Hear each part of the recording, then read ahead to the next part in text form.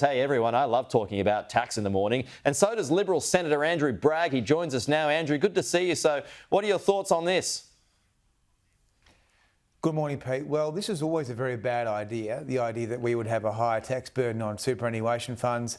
And of course, you only need to have more taxes if you can't run the budget properly. So the idea, though, was quite crazy. It would have taxed unrealised gains.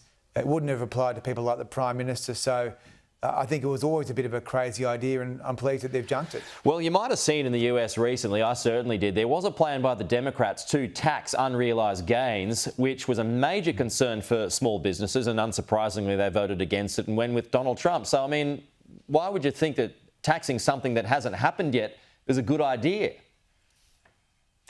Well, there's a very good reason that all the accounting principles work in this way, that you only tax profit, you don't tax revenue, and therefore the idea of taxing something that hasn't actually been realised would have been crazy. But this is Jim Chalmers at work. I mean, the government has been hopeless on economics, and this is why they haven't been able to solve the major challenges of the day on inflation and housing. Hey, if that was indexed, if that $3 million was indexed, would it have more support, or would it have your support even? Look, I think the concept was always bad, and we would never have supported it. If Labor had found a way to legislate this, we would have repealed it in government.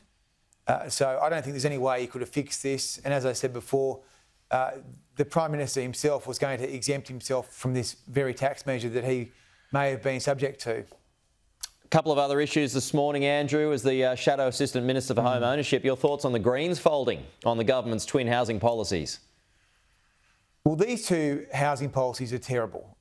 One of them is build to rent, which is about giving foreign fund managers tax cuts to build houses that Australians will never own.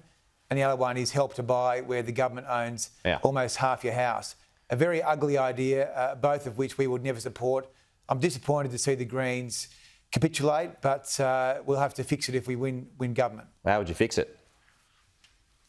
Well, we wouldn't have these schemes. I mean, we would repeal these schemes. We think that there are much more practical ways to help get the houses built on the supply side, and there are better ways to tilt the scales for first home buyers.